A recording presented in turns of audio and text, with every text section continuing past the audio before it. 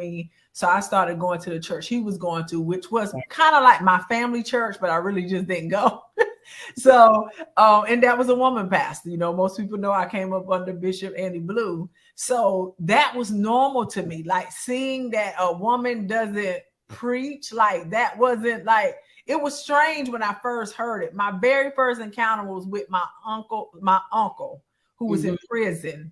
Yes. And I was sharing with him what was happening at our church. And the first thing he said to me was, why did she do it? Which was, he was referring to my pastor. Right. And why didn't she let another male do it or your husband do it? And I'm looking, I'm young, you know, I don't know. I'm like, what is he meaning? Right. Like, that's the pastor. The pastor is supposed to do it, you know. What the pastor's supposed to do. Don't know nothing other than women preach. Right, so right. It was like a whole nother world opened up to me. And I'm like, I got mad. I don't even want to write him no more. I don't want to, you know, so because first I try to come at him through the word, like, okay, God can use anyone. And this is where the scriptures. And of course, the first thing they say, well, Paul said. Right. Hey, Pops, I think you had said when you was talking about, I guess, gleaning from being in the ministry where you had a husband and a wife who were flowing equally in ministry. And that's not normal to see. And what I don't understand is that as we read the scriptures and we understand that God is a God of order, but we also know that even a God of order is also doing new things. He's saying, I'm like, forgetting those things which the former things, neither consider the days of old.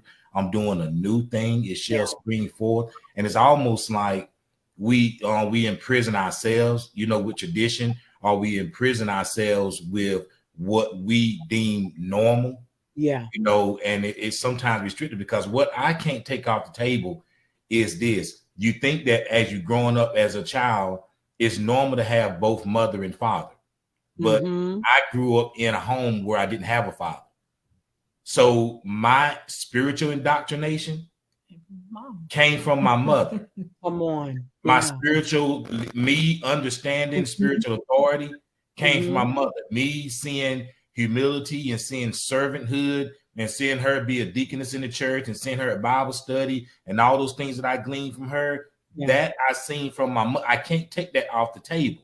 Right. So when I'm looking into the scriptures, I'm bearing that in mind, as well as gleaning from the word and understanding that everything that Jesus did was not normal to those who already had imprisoned mindset. They already had their preconceived notions. They already had, you know, Moses as their gold standard, you know, even though Moses even prophesied of Jesus Christ. So it's almost so that closed-mindedness, you know, is almost like a willful closed-mindedness, because you can't really read the scriptures. And I know it's easy to throw those scriptures out there. Oh, the Apostle Paul said, but one day it was like this came to my spirit, and I said it out loud to my wife, and I said it out loud to my church. I was like, I give Paul all the credit that he's due. You know, I honor him.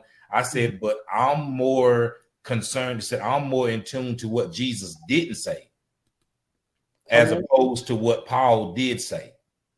I said, I'm more inclined to lean towards what Jesus said, and Jesus didn't say, you know, what some of these people in the world are actually saying, or some of these preachers, theologians are saying. And I'm reading the same book with them, and, you know, I climbed on that hill and I die on that hill, you know, saying, but I can't take the fact that my first representation of Christ in my life was my mother, when there was no man to be found.